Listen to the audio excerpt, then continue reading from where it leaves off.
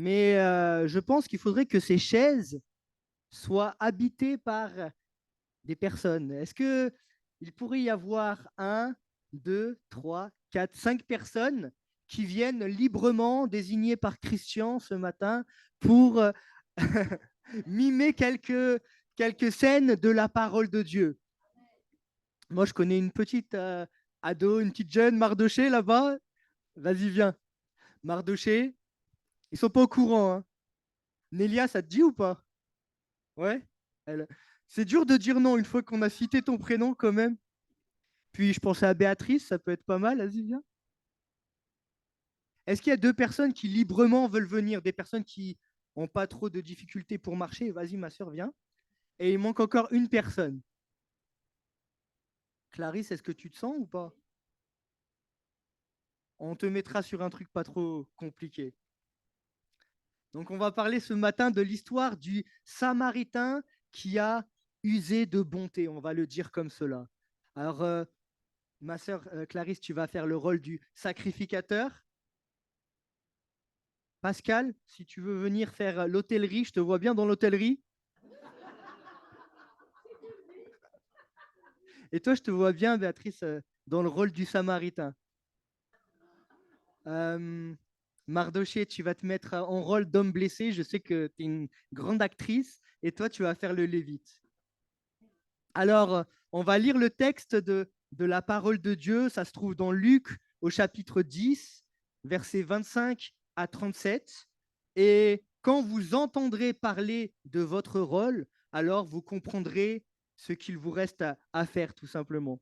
Alors, pourquoi cette animation? Un petit peu, je me suis dit que ça change et ça permet de mettre des visuels sur la parole. Et ça peut être important. Des fois, on ne tilte pas de la même manière selon la manière de voir, d'entendre, voilà, etc. Et puis, la semaine dernière, avec mon épouse, depuis de samedi dernier à ce samedi, on était en formation BAFA pour être des animateurs auprès d'enfants, d'ados, mais ce n'est pas que auprès d'enfants et d'ados, et je crois qu'il est intéressant d'utiliser ce que l'on apprend dans notre vie au quotidien également pour le service de Dieu. Alors, je lis le texte. Un docteur de la loi se leva, donc là, c'est pas à vous, hein, et dit à Jésus pour l'éprouver, Maître, que dois-je faire pour hériter la vie éternelle? Jésus lui dit, qu'est-il écrit dans la loi? On l'a entendu dans le don spirituel. Qui lis-tu? Il répondit, tu aimeras le Seigneur ton Dieu de tout ton cœur, de toute ton âme, de toute ta force et de toute ta pensée, et ton prochain comme toi-même. Tu as bien répondu, lui dit Jésus. Fais cela et tu vivras. Mais lui, voulant se justifier, dit à Jésus, et qui est mon prochain? Jésus reprit la parole. Et là, ils se mettent à stresser, mais qu'est-ce qui va me faire faire, Christian? Jésus reprit la parole et dit, un homme descendait de Jérusalem à Jéricho. Il tomba au milieu des brigands, pardon, qui le dépouillèrent, le chargèrent de coups et s'en allèrent, le laissant à demi-mort. Mardoché, est-ce que tu peux faire l'homme à demi-mort, s'il te plaît? Non, reste sur la chaise, mais fais le demi-mort sur la chaise. On va pas te demander de faire trop compliqué. Voilà. Je savais qu'elle en était capable. Un sacrificateur qui, par hasard, descendait par le même chemin, ayant vu cet homme, passa outre. Un lévite qui arriva dans ce lieu, l'ayant vu, passa outre. Et là, je te conseille, Béatrice, de prendre tout ce qu'il y a sur la chaise, même l'argent.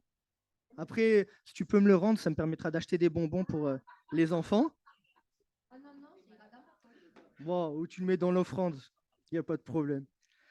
Mais un Samaritain qui voyageait, étant venu là, fut ému de compassion lorsqu'il le vit. Il s'approcha et banda ses plaies en y versant de l'huile et du vin. Quelle actrice, Seigneur, c'est beau. Puis, et là, ça va être un peu compliqué, tu vas juste l'amener. Puis, il le mit sur sa propre monture, tu l'amènes, et le conduisit à une hôtellerie. À une hôtellerie. Touc, touc, touc.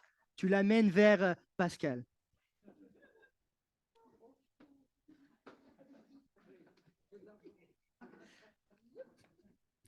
Et prit soin de lui. Le lendemain, il tira 2 deniers.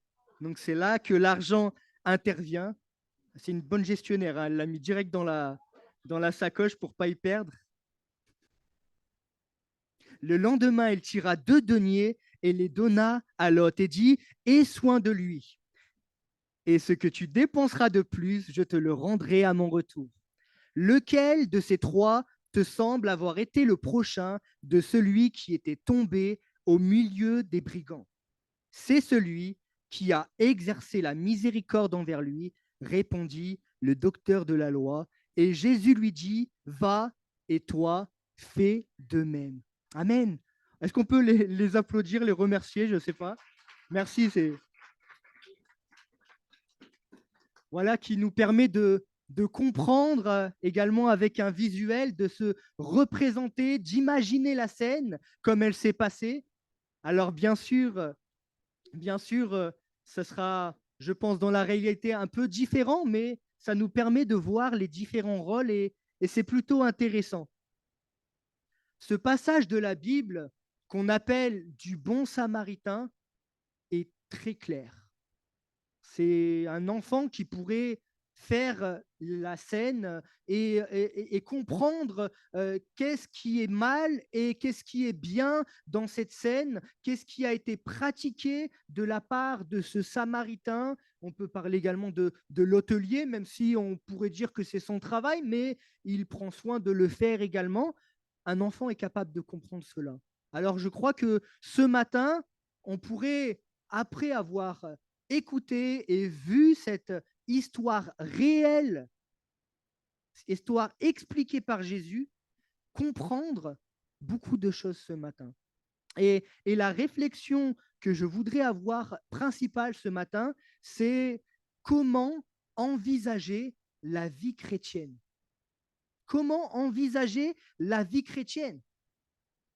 Ça commence par un docteur de la loi. Et si on l'applique à notre génération, on pourrait dire ça s'applique à quelqu'un qui vient à l'église très régulièrement, qui lit la Bible à la maison, etc., qui a une certaine forme de piété, on pourrait dire d'engagement vis-à-vis de Dieu. Et cet homme va demander à Jésus, que dois-je faire pour avoir la vie éternelle? Et ce qui est intéressant, c'est que lorsqu'on lit ce texte, on voit que cet homme a, entre guillemets, la bonne réponse. Jésus ne va pas lui dire, tu t'es trompé, voilà, je vais te corriger, tu auras la bonne réponse. Il va lui dire, mais tu as la bonne réponse. Tu aimeras Dieu, etc. On connaît tout le long passage de tout ton cœur, toute ta force, toute ton âme, etc. Et tu aimeras ton prochain comme toi-même. Il n'a pas répondu faux, il sait. Et je pense que globalement, on sait. On sait. En tant qu'enfant de Dieu ou personnes qui viennent pour les premières fois à l'église, on sait que Dieu veut qu'on l'aime et qu'on aime notre prochain. C'est simple comme bonjour, c'est comme ce que l'on a fait tout à l'heure. C'est aussi simple comme cela. Alors on a tous la bonne réponse. Mais qu'en est-il de l'application dans notre vie? Et je crois que c'est là où ça pêche, c'est là où on est mauvais très souvent, c'est là où on se trompe de direction. Alors, comment envisager la vie chrétienne? Il sait qu'il doit aimer le Seigneur de tout son cœur, toute son âme, toute sa force, toute sa pensée. Il sait qu'il doit aimer son prochain comme lui-même. Il connaît intellectuellement la bonne réponse. Mais en termes d'application, cette connaissance qu'il a eue est restée comme stérile, ou elle est là en demi-teinte. Elle est là en fonction des personnes en face de lui. Ici, il est question de sacrificateurs, de lévites dans la parabole que Jésus va lui donner, c'est des hommes qui connaissent, on pourrait dire, la parole de Dieu. Ce n'est pas quelqu'un qui passe dans le coin comme cela et qui ne connaît rien aux choses de Dieu. Eux, ce sont des hommes qui sont déjà dans le service. Et on pourrait attendre d'eux, à juste titre, d'avoir un comportement exemplaire et que ce soit même naturel dans leur vie. Mais dans la réalité, ils vont passer outre. Ils ne vont pas calculer cet homme qui a été blessé, dépouillé, qui a subi toutes sortes de souffrances. Et à la place, ce sera le Samaritain qui, lui, est comme négligé par ces personnes-là à l'époque, qui est considéré comme quelqu'un qui ne connaît pas Dieu, on pourrait dire un païen, quelqu'un qui doit même être rejeté par Dieu. C'était ça la conviction de l'époque. Et c'est lui qui va prendre soin de cette personne. Ça doit nous faire réfléchir. Je le dis avec toute simplicité, combien de fois on a vu des personnes qui ne connaissent pas Dieu agir beaucoup mieux que des chrétiens dans notre famille, dans notre travail, dans des associations. Et quand on voit parfois l'apparence de piété des disciples de Jésus, reniant ce qui ont fait la force, hein, l'amour de Dieu qui se manifeste concrètement dans nos vies et qui va agir sur les autres, alors on peut se questionner. Et quand on repense du coup à cette histoire, ce passage du Samaritain, on réalise qu'on a beaucoup d'enseignements à tirer de ce passage. Ce n'est pas parce que nous sommes chrétiens et que nous avons des réponses qui sont toutes là à notre disposition que nous les avons expérimentées.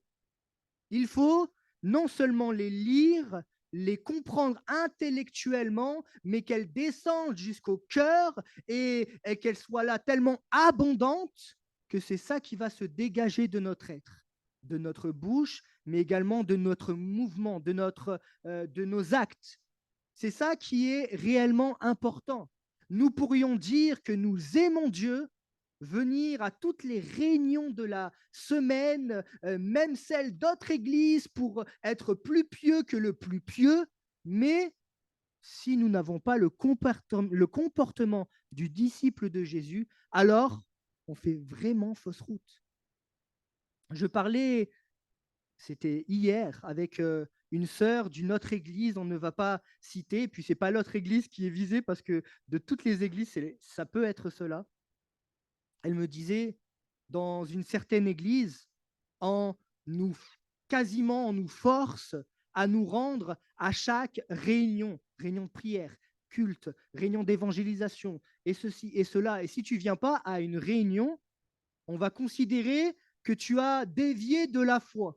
Voilà. Imaginez la déviance de cette église. On va imposer à quelqu'un de venir à un lieu de culte pour confirmer qu'il est spirituel, qu'il suit Dieu, etc. Je crois que prendre cette position en tant qu'Église, c'est pire que dangereux, mais c'est même sectaire, et ce n'est pas faciliter la vie du disciple de Jésus.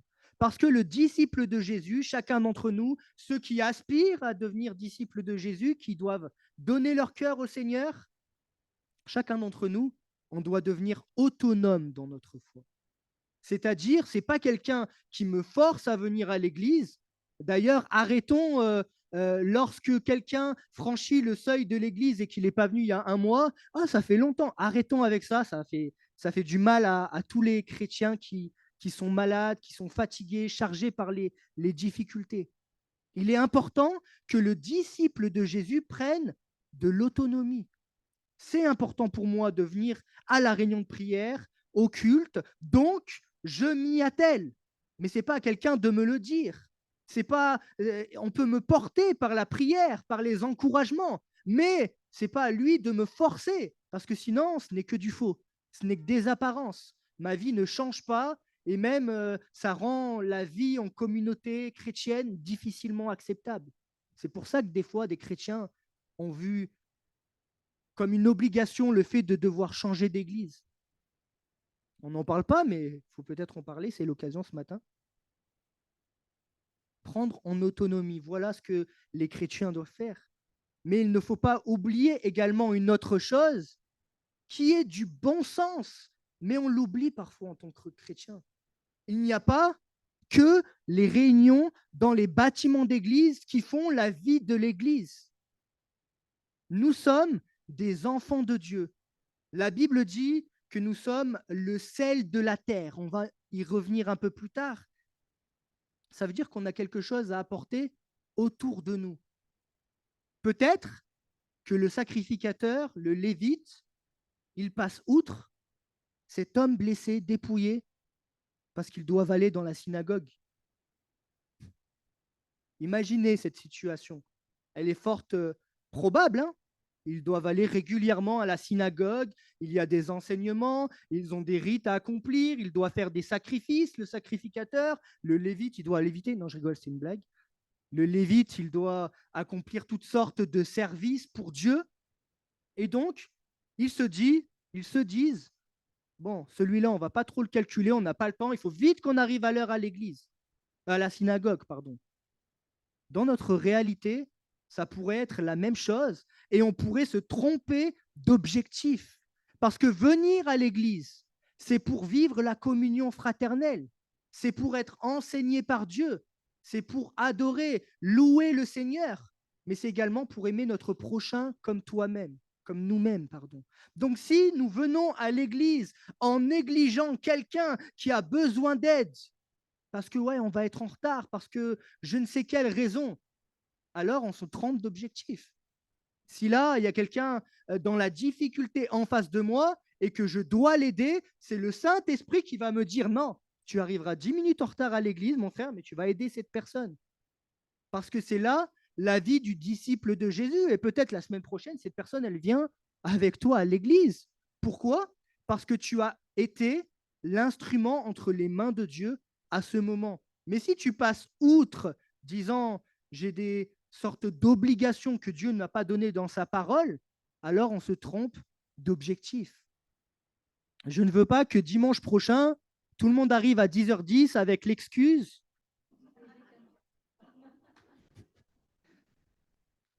mais vous avez compris l'idée. Je pense que c'est important, je le dis avec humour, mais il est important de ne pas se tromper d'objectif, mes frères et sœurs. Le docteur de la loi, il vient auprès de Jésus pour lui poser cette question. Que faire pour hériter la vie éternelle? Et ce que nous faisons ce matin en nous rendant dans la maison de Dieu, dans l'Église, en écoutant la parole de Dieu, c'est aller auprès de Jésus, aller à son contact. Jésus, ce matin, nous enseigne son message qui est esprit et vie. Comme mon frère, tu l'as dit dans ton enseignement, le Saint-Esprit qui vient là comme un vent impétueux, comme la terre qui tremble. Ce n'est pas uniquement visuel, ce n'est pas... peut-être que c'est ça, mon frère, hein, au milieu de la salle. Vous savez, le trait là, dans la pièce. C'est plus que cela. Le vent impétueux, la vie de l'Esprit de Dieu en nous. Ça peut paraître comme ce vent impétueux qui physiquement va venir et nous mettre en mouvement. Mais je pense que la très grande majorité du temps, ce vent-là qui souffle dans notre être, cette action du Saint-Esprit, c'est ce qui va nous pousser, non pas physiquement, mais dans notre manière de penser, dans notre attitude, dans notre relation avec notre prochain, à être des êtres spirituels qui agissent comme Jésus, lui, aurait agi. Et c'est ça qui est intéressant. Ce message est capable de nous transformer. Pourtant, le bon samaritain, moi je l'ai lu peut-être 10 fois, 15 fois. Je crois on l'a entendu plein de fois en prédication. On peut le lire hyper facilement à la maison. En quelques secondes, on peut revenir dessus. Mais si on s'attelle à essayer de comprendre ce que ça enseigne, alors notre vie peut être transformée même après des années de conversion. Parce que tout simplement, peut-être qu'on a été mis dans l'erreur parce qu'il y a effet de groupe, peut-être l'enseignement de jadis, un pasteur, un prédicateur, peut-être moi-même, j'ai compris d'une manière erronée ce que la Bible m'enseignait et je croyais que c'était bien que d'être une personne hyper rigide. Moi, je vais à l'église, je fais ceci, je fais cela, mais à côté, la vie avec mon prochain, c'est pas du tout ça. Et j'ai un très mauvais témoignage dans ma famille, dans mon entourage, au travail. Seigneur, quand on prend conscience de ces choses, on dit, j'ai peut-être quelque chose à changer. Je dois me repentir de cette manière de penser-là et comprendre que ma vie avec mon prochain, c'est mon témoignage.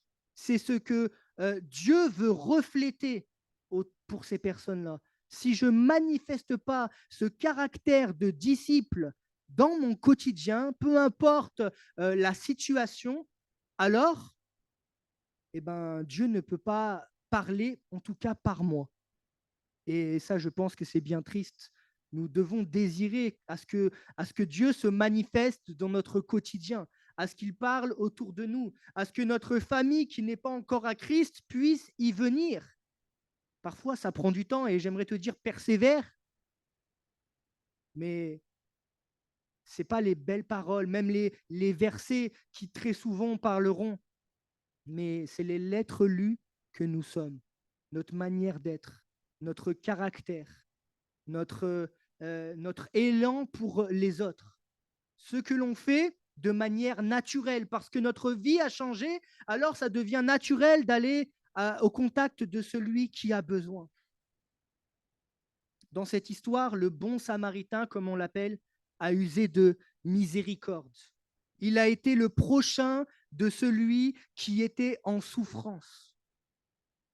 La miséricorde, c'est être sensible au malheur de l'autre. C'est aider quelqu'un qui est affligé, quelqu'un qui cherche de l'aide, apporter un secours aux misérables. Combien de fois on voit des personnes, juste leur regard veut tout dire. Et c'est sûr que parfois on n'a pas les mots, parfois on ne sait pas si on est à même d'aller enclencher le dialogue avec cette personne. Mais parfois, un seul sourire peut changer une destinée, on pourrait le dire comme ça. Il y a des personnes qui avaient entrepris le suicide et puis on vient leur dire bonjour. Juste le bonjour va faire que la vie de l'autre personne a été égayée et elle ne se suicide pas. Et là, quand ça se passe, tu as été ce samaritain pour l'autre. Et je pense qu'il ne faut pas, en tant que chrétien, uniquement regarder à la conversion de l'autre. C'est-à-dire, je vais faire du bien, mais c'est à tout prix pour qu'il se convertisse, sinon ça ne sert à rien. Non, tu fais du bien parce que tu es enfant de Dieu et tout simplement, tu vas faire du bien autour de toi parce que ça retranscrit de ton être entier. Il vient au Seigneur, tant mieux. Il ne vient pas au Seigneur, ce n'est pas tes affaires à toi, mais celles du Père qui peut faire convertir une personne. Nous-mêmes, nous ne pouvons pas le faire. Est-ce que, en tant que chrétien, est-ce qu'en tant que chrétien, nous ressemblons à ce Samaritain qui a usé de bonté envers cet homme, dépouillé, blessé, laissé tout seul le long du chemin? Vous savez, on peut remplacer le sacrificateur, le lévite, même par un pasteur. Hein. Je suis en formation, j'ai le droit, je suis en formation pastorale, j'ai le droit de le dire. On peut, faut le dire. Il n'y a pas de rôle, de fonction, de ministère don qui est exempt de cet exemple-là. Si eux ont été ciblés par Jésus, c'est qu'en 2023, nous-mêmes, pasteurs, évangélistes, etc., pouvons faire les mêmes erreurs. Et ce n'est pas une accusation ce matin envers chacun d'entre nous, envers moi-même, mais c'est un appel à changer d'attitude, à comprendre les choses différemment, à s'engager pour notre prochain. Comment envisageons-nous la vie chrétienne? Est-ce que cette vie chrétienne doit être centrée sur notre personne? Est-ce que ce n'est qu'aller à l'église et lire la Bible et c'est déjà pas mal? mais est-ce que ce n'est pas également être tourné vers les autres? Parce qu'il y a cette relation-là avec le Seigneur, puis il y a cette relation avec les autres, et puis ça fait ce tout qui fait la vie chrétienne. Et si nous n'aimons pas notre prochain comme nous-mêmes, alors comment pouvons-nous déclarer aimer Dieu? Parfois, on n'aime pas notre frère. Et là, la Bible, elle dit clairement le verset de manière explicite. Comment tu peux prétendre aimer Dieu si tu n'aimes pas ton frère? La Bible dit dans Matthieu 5 au verset 13, vous êtes le sel de la terre. Mais si le sel perd sa saveur, avec quoi la lui rendra-t-on? Il ne sert plus qu'à être jeté dehors et foulé aux pieds par les hommes. Ce texte nous dit que nous avons une certaine saveur en tant que disciples de Jésus. Nous avons quelque chose en plus, non par nos propres moyens, mais parce que Dieu est dans notre vie et on a cette capacité, ce pouvoir de donner de la saveur dans le monde qui nous entoure. Certains s'arrêtent avant même d'avoir commencé. On ne peut peut-être pas changer le monde, chacun individuellement, mais moi je crois qu'en tant qu'enfant de Dieu, on peut le changer ensemble. C'est ce que Jésus a accompli avec des disciples. Ils ont changé la face du monde. Ils ont donné de la joie autour d'eux, les guérisons, les miracles, la parole salvatrice, le salut par la foi en Jésus-Christ, la grâce de Dieu. Et nous, qu'attendons-nous pour manifester ce soin de Béatrice qui représentait le Samaritain qui a usé de soins envers la personne qui était blessée, abandonnée sur le long du chemin. Ce n'est pas uniquement le pasteur qui doit prodiguer les bons soins, qui doit soigner la brebis, qui doit passer du temps avec cette brebis, mais si chacun d'entre nous, nous levons comme des disciples de Jésus, alors on sera comme des petits bergers, chacun d'entre nous, des petits bergers capables de prendre soin des autres.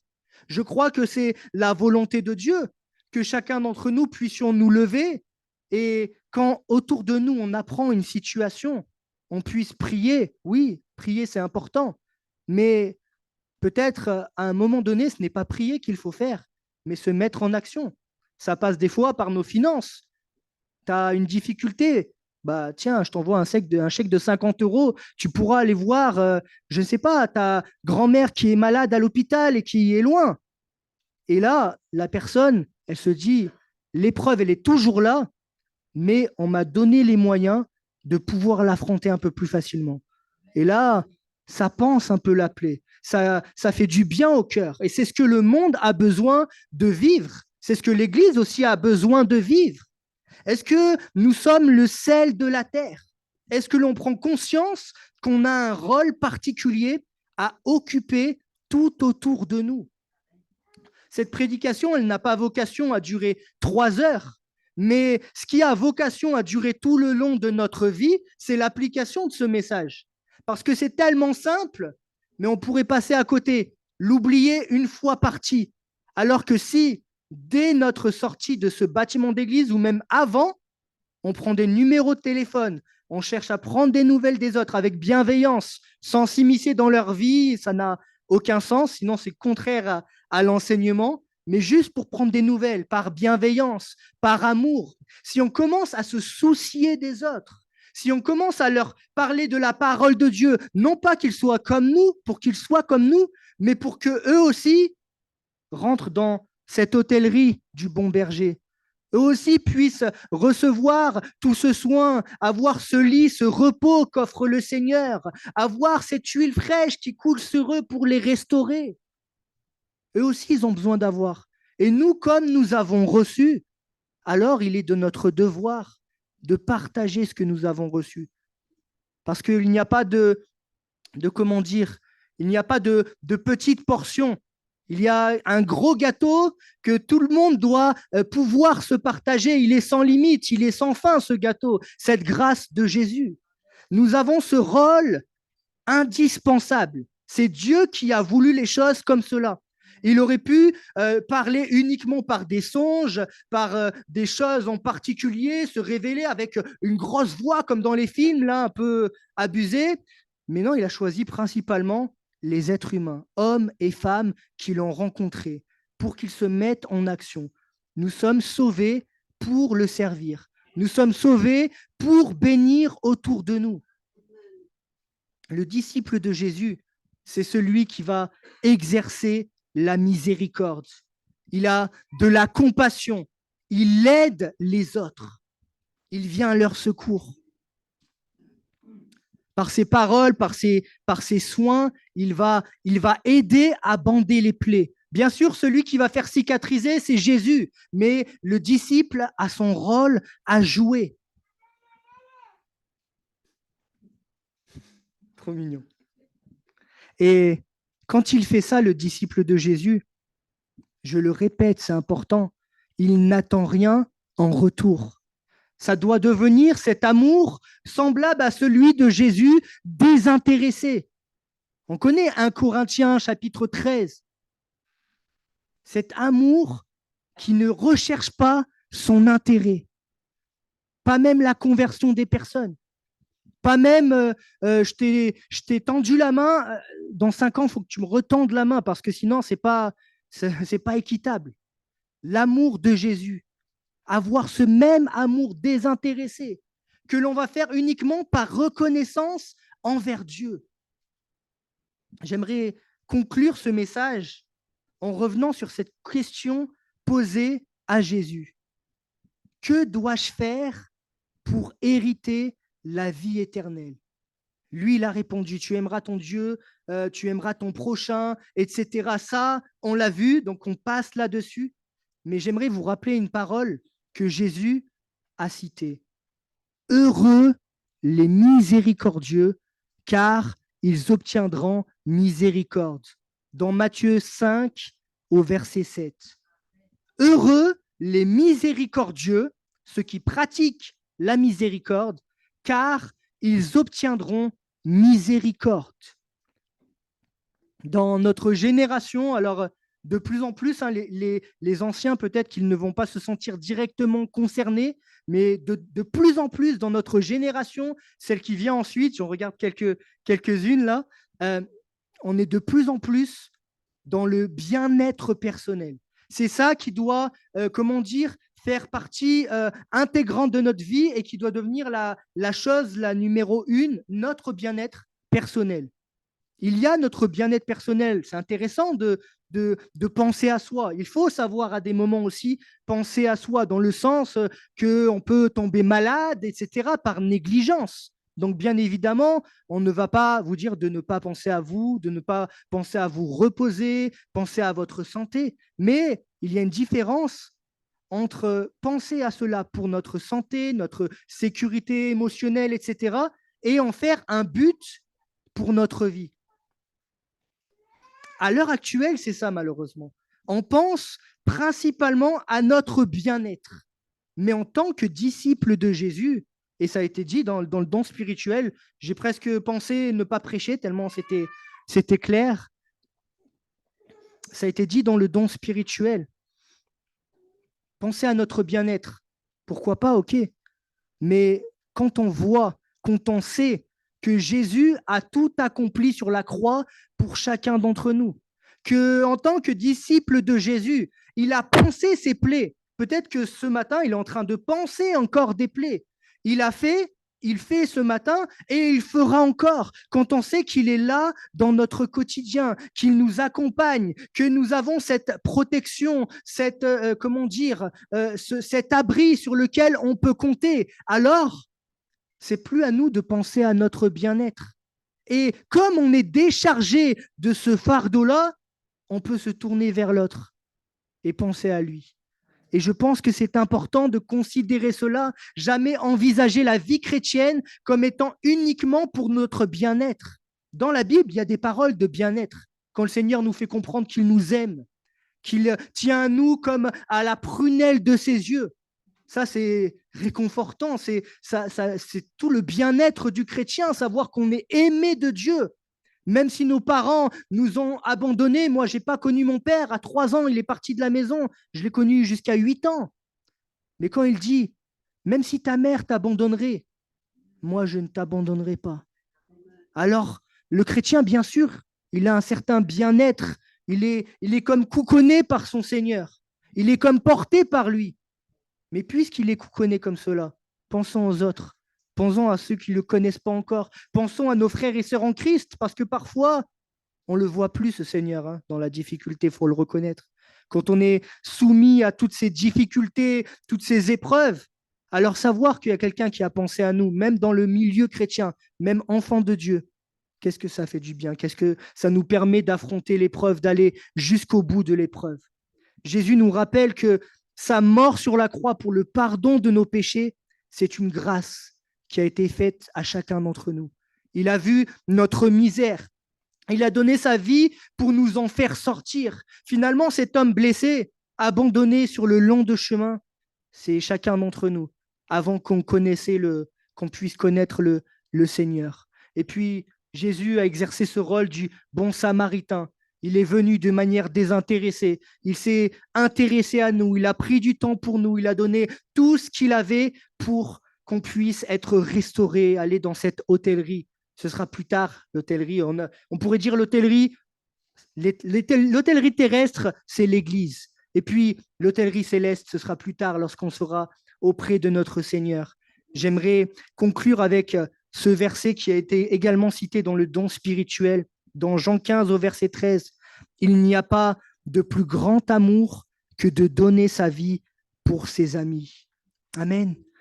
Seigneur, je te remercie pour cette parole que tu m'as permis d'apporter ce matin. Seigneur, je crois que c'était conduit, Seigneur, par toi. Seigneur, que tu as tout dirigé, Seigneur, du don spirituel à la prédication, que tu as même, Seigneur, rendu possible cette animation au début de prédication. Seigneur, merci de bénir chacun d'entre nous, que ton Église, Seigneur Dieu, soit focalisée sur toi. Seigneur, regarde au bon endroit, Seigneur, aux bons objectifs que tu tends à ton Église. Seigneur, Seigneur, nous puissions aimer notre prochain comme nous-mêmes, leur accorder du temps, de l'importance. Seigneur, s'investir, Seigneur, pour notre famille, pour nos amis, pour nos collègues de travail, pour les personnes au collège, au lycée, pour les ados. Seigneur, merci pour toutes choses.